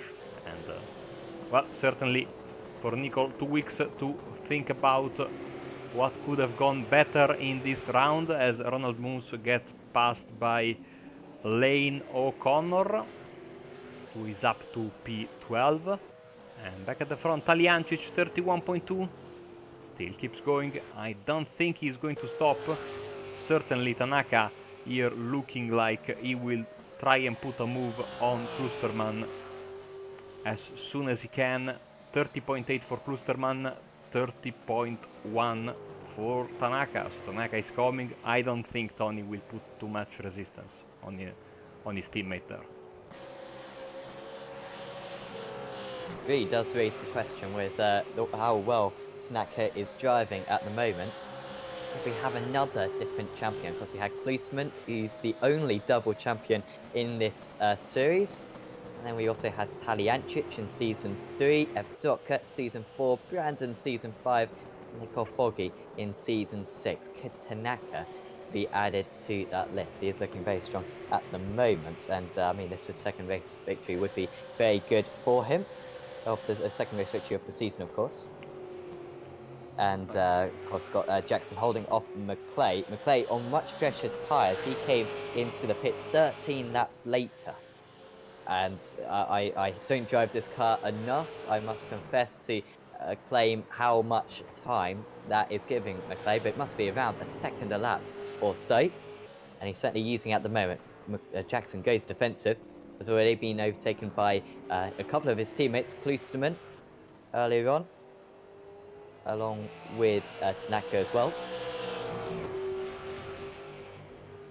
But it's so difficult for the driver following to make the move if the driver ahead is defending into every single corner. McClay, decent run out of the final corner as they come across the DRS balls. That's not going to help them whatsoever. McClay with some really good speed actually. Down this straight, he's going to have to go to the outside into turn 1.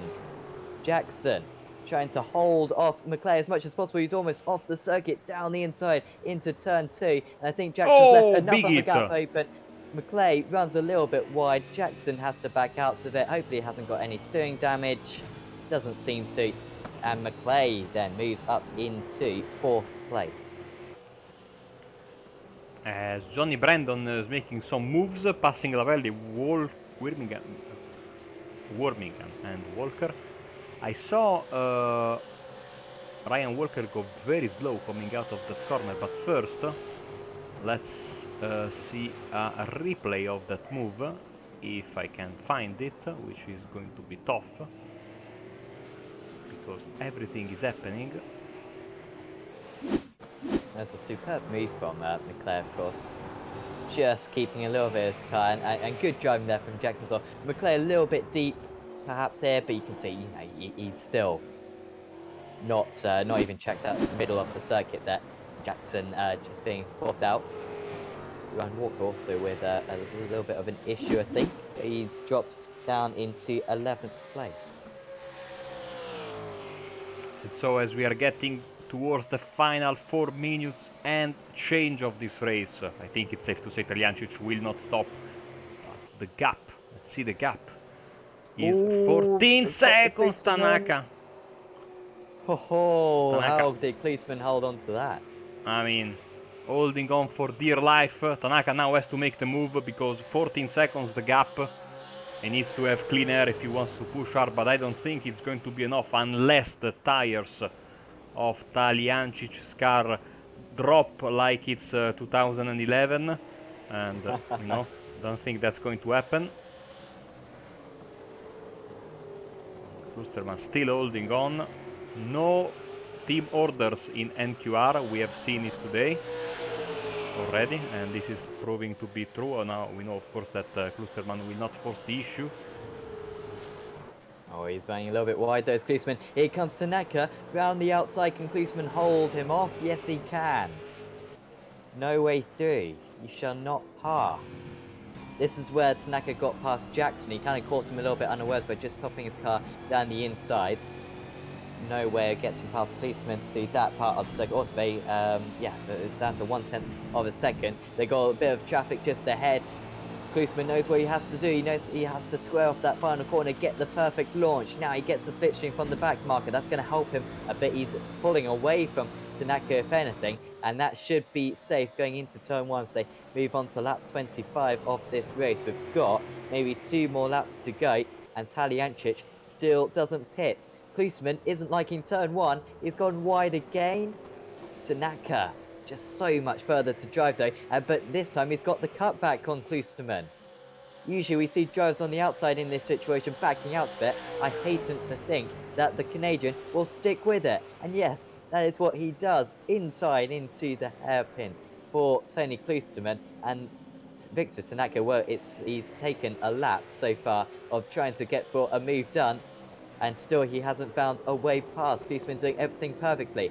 But if Tanaka can find the inside into one of these exits, he might have a chance. Klosterman driving superbly as it stands.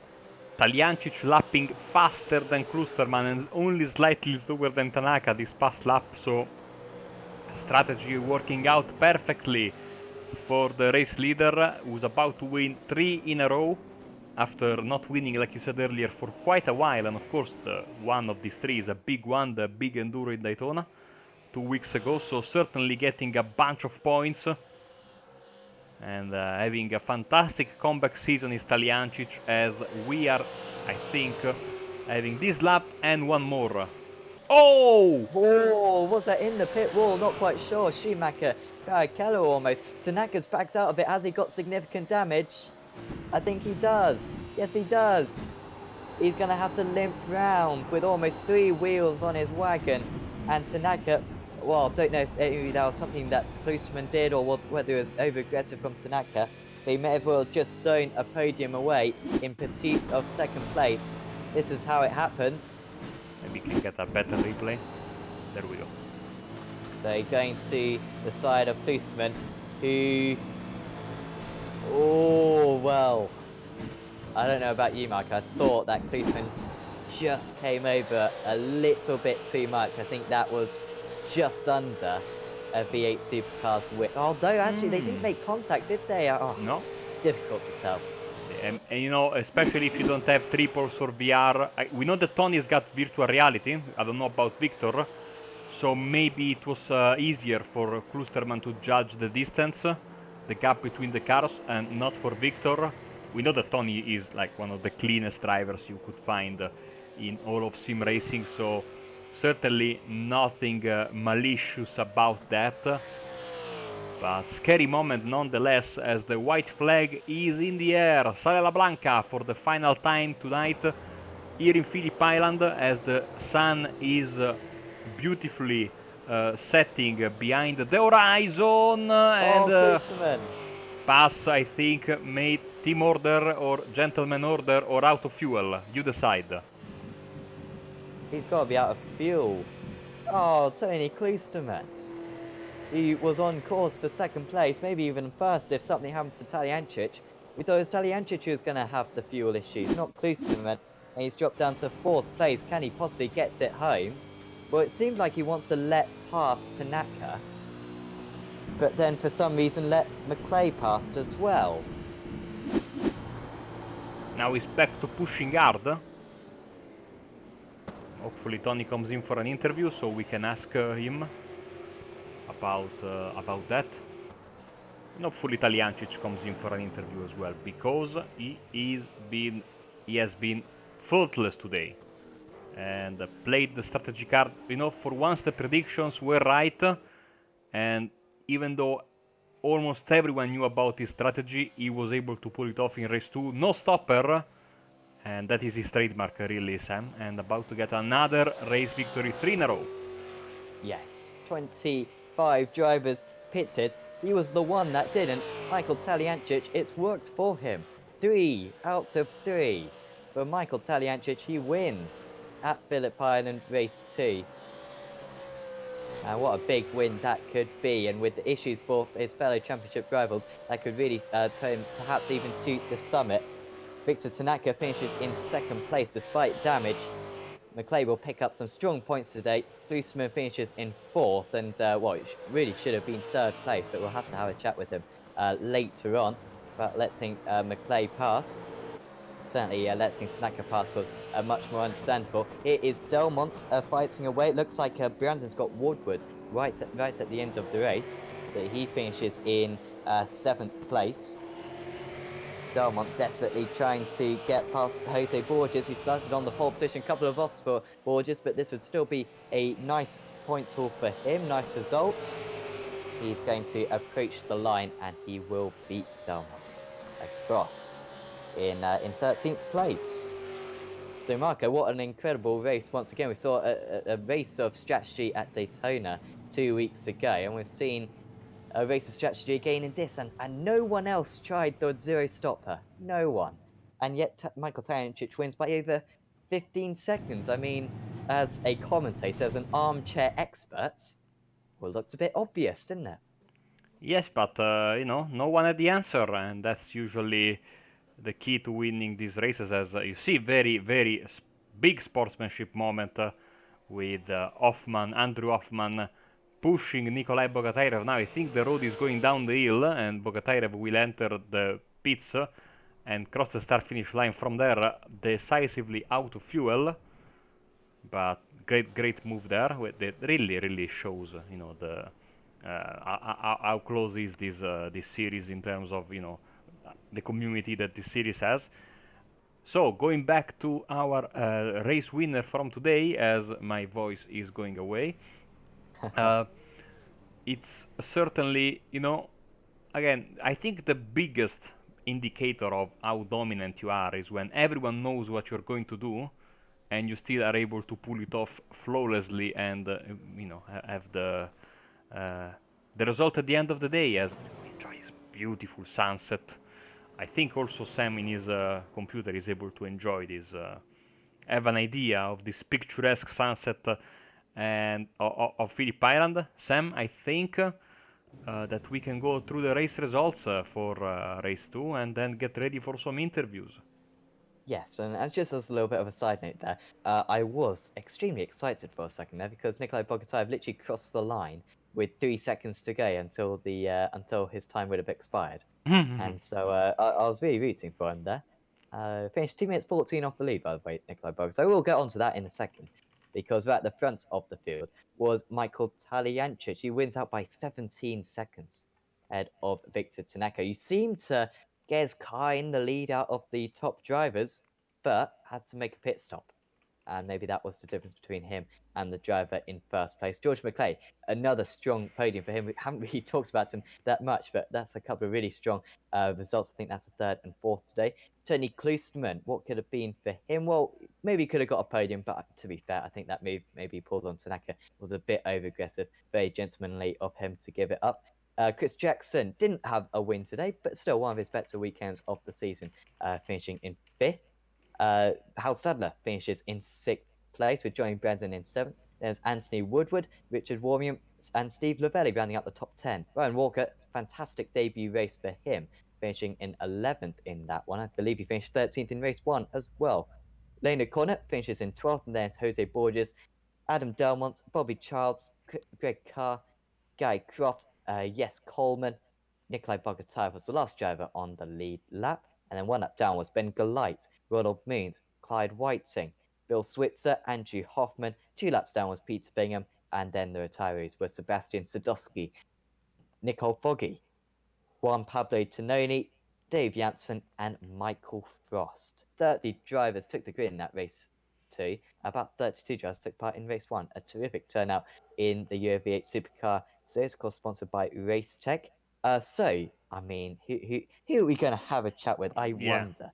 I mean, there's a fantastic assembly of drivers. Sadly, no Argentinian drivers. And once again, guys, uh, come here so I can really show you my terrible, terrible Spanish that I learned 15 years ago in school. So hopefully they will come in 2 weeks' time. But I think, Sam, you are standing by with our fantastic race winner from today. Yes, we are going to have a chat with Michael Taliancic, and congratulations, Mike. That was quite incredible, that race too. No one else went for the zero stopper, but you won comfortably in the end. It seemed like the obvious strategy. Yeah, I did the numbers before the race, and I was like confident that that was the right choice to make if I could get through the traffic without getting wrecked. The hard part was the start when you're trying to get through traffic and pass people while lifting because you had to fuel save right from lap 1. How much would you say you were fuel saving? How much time were you losing per lap whilst you were trying to save that bit of fuel? It's about a second a lap I was losing. Right. Okay. It's just we were very confused up in the commentary box because we were thinking, well, he's going too fast in order to not pit because your pace was absolutely fantastic. But also race 1 as well, very impressive. That one looked quite comfortable for you in race 1. You got the pole position, and then just led away and was gradually increasing your lead. Yeah, this track I've raced pretty recently in the official series and had one of my best results ever. So I would say this track is probably one of my best tracks. So I have a bit of an advantage here with the experience and recent practice and pace. Other tracks I won't get it so easy.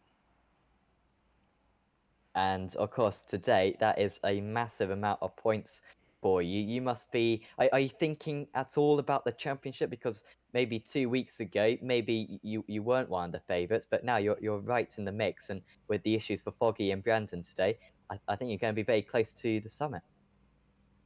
Yeah, well, I had the perfect results this round. I didn't get an incident in either race, so I get the bonus points as well as the win, so it should definitely go a long way.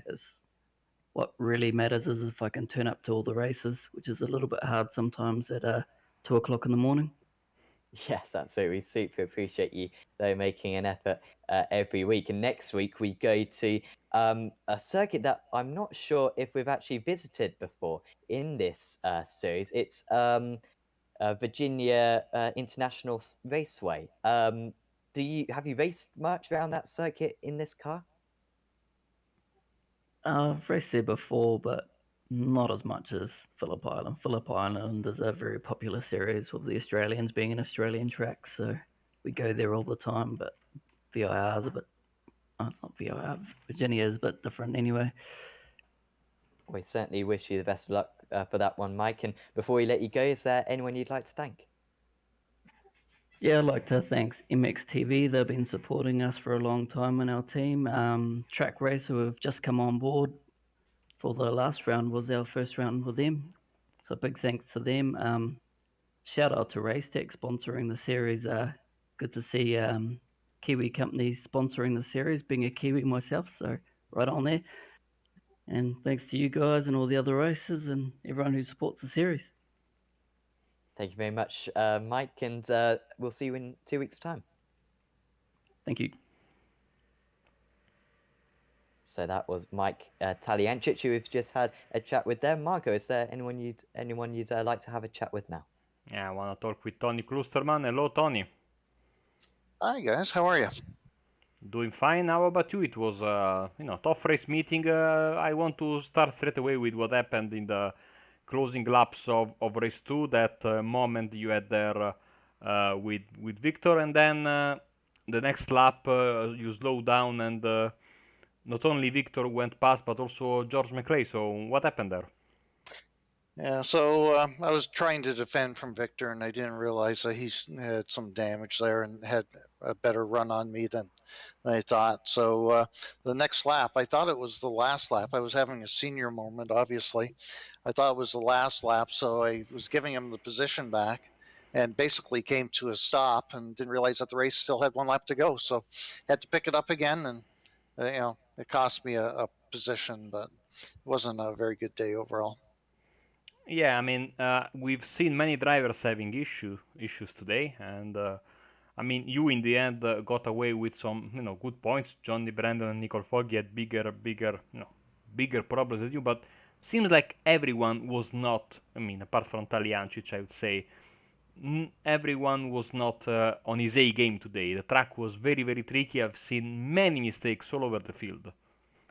Yeah, track was a little tricky, and big grid obviously is going to, it's going to make it much more difficult to get through the field without incurring any incidents. And it was kind of ugly the first lap. I went off the road trying to avoid. I think we were probably 3 wide there, and I thought, well, better to give some room.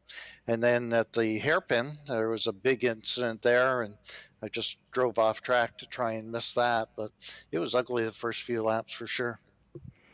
In 2 weeks' time, we'll be at a drivers' racetrack, Virginia International Raceway, one of the least popular tracks in the racing service, but one where I am sure you're going to be one of the favorites.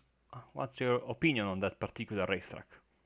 Yeah, I like Virginia. And you said it's not very popular. I don't understand why. It's probably one of the best tracks on iRacing actually. Nice long track. There's obviously a couple of big passing zones, where people can use the draft. But I'm looking forward to it. I think it'll be. Well, Tony, thank you very much. Before we let you go, anyone you would like to thank?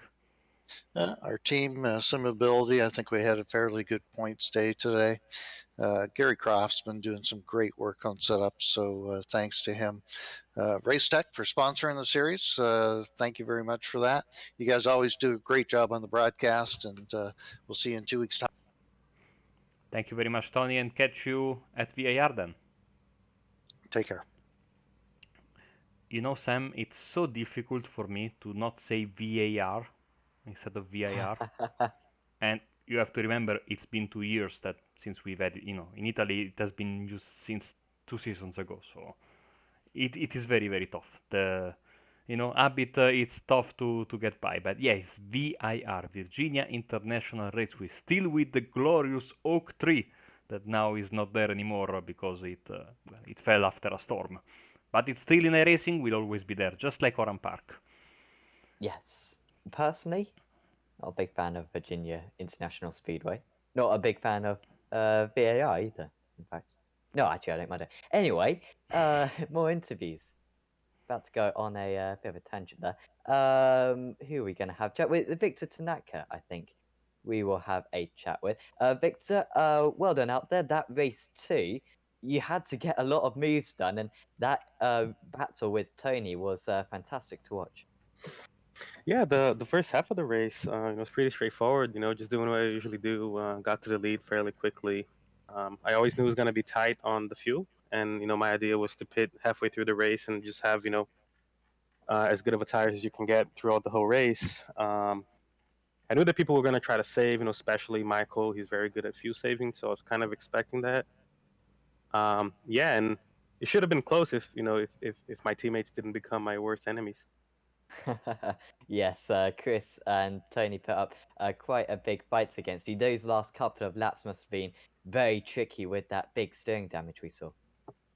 Yeah, I don't think Tony realized how much he squeezed me. I'm pretty sure that he will be surprised when he watches in the broadcast. And then he was like, "Oh, but you didn't hit me." I'm like, "Yeah, because I would have either hit you or the wall, and I chose the wall. Because if I hit you, we're both out of the race." Yeah, but yeah, so if I didn't get held up like that, I was about a second to a second and a half quicker than Michael on a clear track.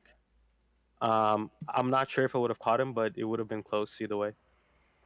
Definitely, and you could have maybe pushed him a little bit with fuel, and that could have helped you a little bit as well. But in race one, it was a superb job. I think you started in 7th place, but you finished 4th, which was one of the biggest gains of anyone in the top 10.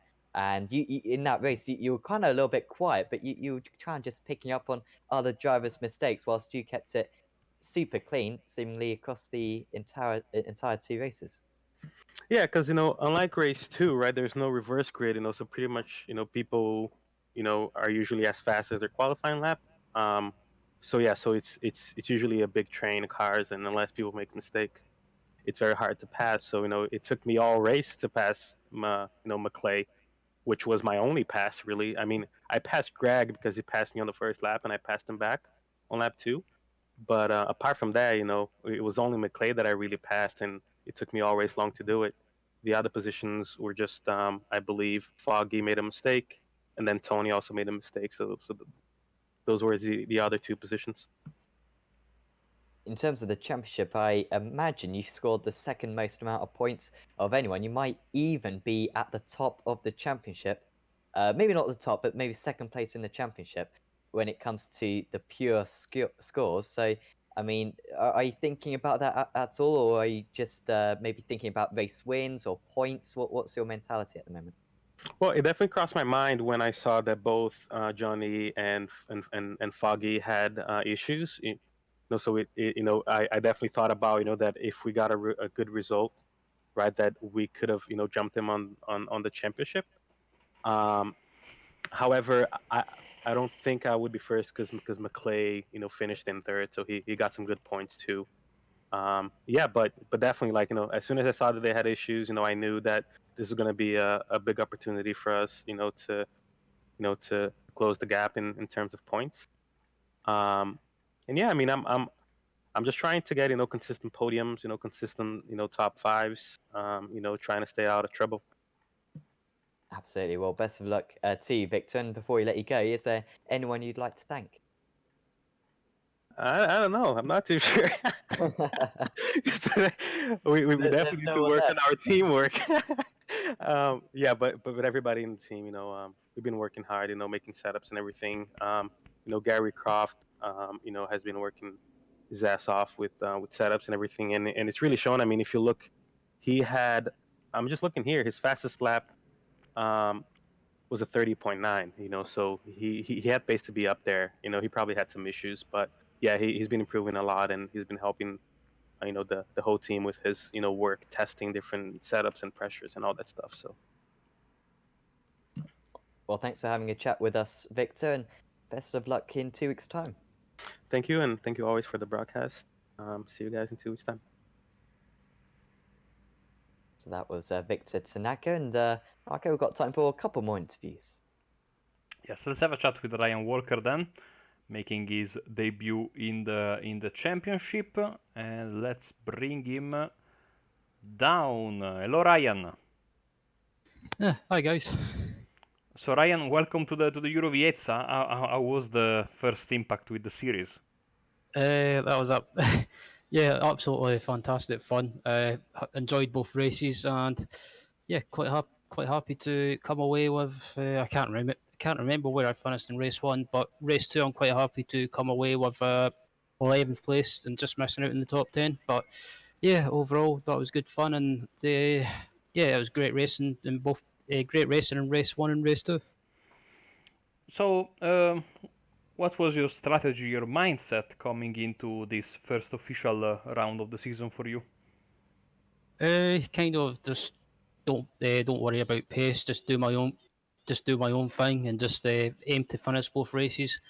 And if I could do that, then I'm pretty happy with that. And also, it was nice to race some of the or battle some of the really quick guys in the field when they were coming through. But yeah, there was just no way to hold them off. But it's I just said to myself, if the quick guys were coming through the field, just let them go and just settle in behind them and just finish the race. And I managed to do that. I remember you having a fight with for a couple of laps with I think Nicole Foggy, the defending champion, even rubbing some fenders at some point. That was very exciting, very nicely done by both of you. And next, well, not next week, in 2 weeks' time, series will come to VIR. So will you be racing there? And what are your opinions? Now, sadly, I still don't know which of the many layouts we will be used, but since it's a traditional sprint and feature race, I think one of the longer courses will be used. But certainly, like I was saying to Tony Klusterman earlier, a driver's racetrack. So only the quicker drivers, the best drivers can prevail out there because it's such a difficult racetrack.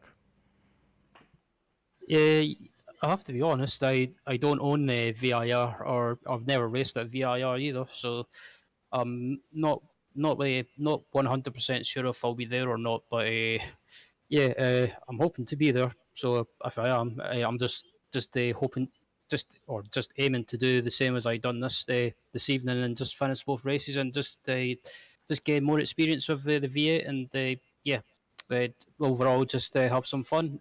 Just have some fun on the league, which I have to say is one of the best leagues I've raced on, and the community is so friendly. So if anyone's looking for a V8 league to race on a Saturday evening, I would highly recommend the Euro V8 series.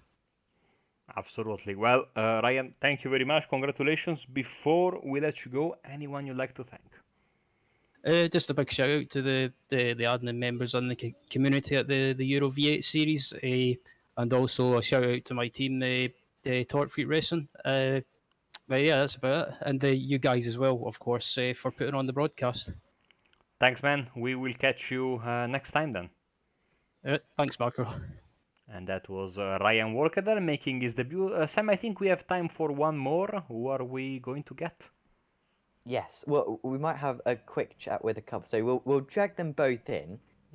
Johnny Brandon and Harold Stadler are with us now. And Johnny, first have a chat with you. I mean, that second race, that first lap, just got caught up in a couple of incidents, but after that, a very good recovery considering that you had some significant damage. Yeah, pretty disappointing. I thought I'd avoided the first incident, and then I think Chris hit me up the back and pushed me into it again. And then I was next to somebody, I think it was Gary, and I think he just didn't. I don't know. I'd have to have a look at it again, but yeah, I didn't think I was being too aggressive. I thought it was quite reasonable to be left some space, and next thing I knew, I was in the barrier, and car had a meatball and a couple of seconds, 3 seconds elapsed too slow, and the rears were out and the front was out. Pretty disastrous. So yeah, pitted at the earliest opportunity, but then my tyres were done at the end. So Were you, sorry, were you planning on doing a zero stopper because you saw it work very well for Taliancic? no, I was just gonna play it by ear and see what happened. As I say, I was just intending on taking my time at the start and letting it play out, but I saw the crash happening in front of me coming out the hairpin, so I backed off and broke, and then Chris hit me so hard up the back it pushed me straight back into Gary, and then I already had loads of damage. I already had the meatball, and then going around the next bit, then I got put into the wall. So yeah, all plans of what to do through the race were gone by that point.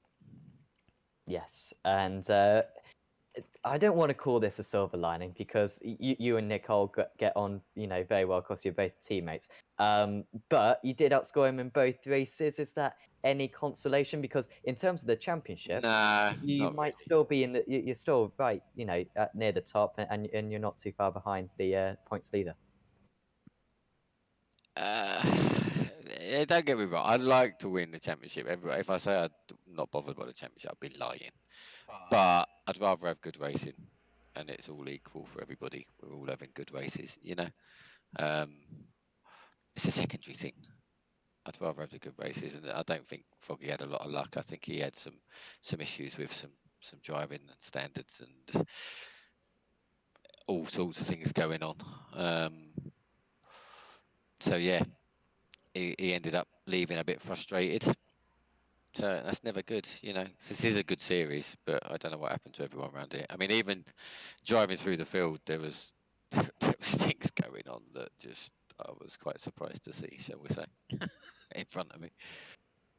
Absolutely. We'll also have a chat with Harold, of course. Harold, congratulations. A couple of solid finishes, a couple of top tens.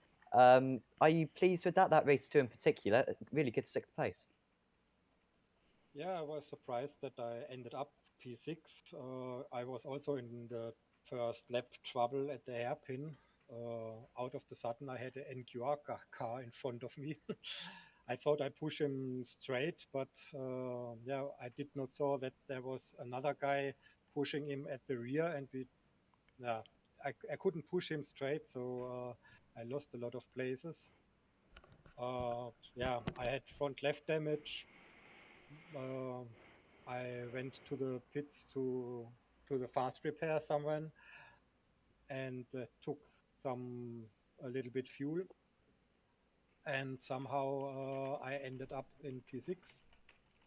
I think there were some other guys taking tires or so because I was I think 10th or 9th or whatever when I went to the pits, and when I came out and everyone settled, I was in P7 first and got one more place, and yeah, I'm after that start crash, I'm happy with this finish. Yes.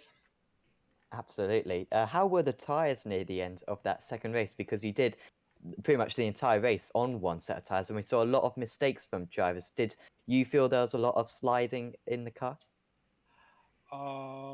No, it was surprisingly it was worse in the first race. Okay, the track was way cooler in the second one, but yeah, there was obviously a bit drop off, but I did not experience any sliding as the normal drop off. So I no, that think was if I okay. can, sorry, Harold. I Yeah. think the only problem the tyres stayed good. The only problem with the tyres for me in both races were if you overdrove it and spun the wheels up, that was it. You'd cooked and overheated the tyres, and it really punished you for a while. I mean, race one, I was following Mike Taliancic for about 9 laps, didn't make a mistake, and then I made one mistake where I spun the wheels up, and it took me a lap and a half to cool them back down, and by then I'd lost about 2 seconds. So the tyres were fine as long as you didn't abuse them. If you abused them, it punished you. Yeah, that's right. So great to speak to both of you, of course. And is there anyone you'd like to thank? First off, Johnny.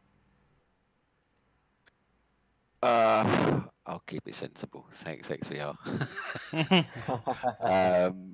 And thanks to you guys for broadcast and everyone that organises the league, Racetech.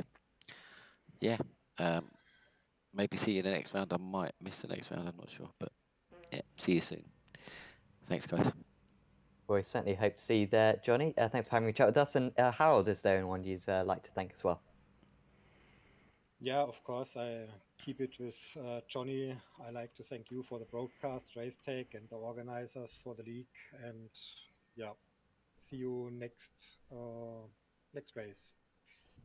Yes, see you then, Harold. Thanks to both of you, and yeah, we'll see you in 2 weeks' time. Bye bye. So that was Harold Stadler and Johnny Brandon there having a chat with us.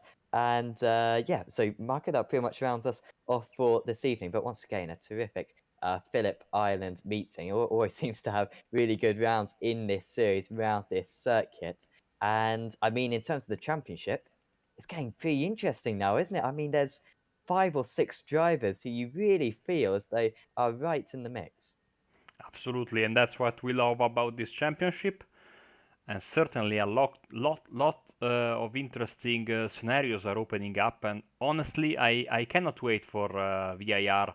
Certainly a tricky track, tough track. We might see a little bit of a smaller field because it's not a track that everyone owns. But the quick drivers will be there with with a purpose, because that is a track where really you can shine if you're a great driver. This series is full of great drivers, and I honestly cannot wait. Yes, that should be a terrific round of the series. Once again, a 20-minute and a 40-minute race at Virginia, and that will be in 2 weeks' time on Apex Racing TV, of course. Of course, we're broadcasting plenty of other stuff on Apex Racing TV over the next few days. Tomorrow, we've got the Aussie Mixed and Fixed. That'll be in the morning. We've also got the British GT Championship hosted by Apex Racing League, of course, in the evening. And on the iRacing Esports Network, we've got quite a lot as well that we're broadcasting this week, including the World GT Championship on Monday night, BSR MX5 on Tuesday night, and also the Sim Racers World GT Championship, the prologue of that. That will be on Wednesday night. So certainly do check out that channel as well. But for now, from me and from Marco as well, we're going to say goodbye, and we'll see you next time.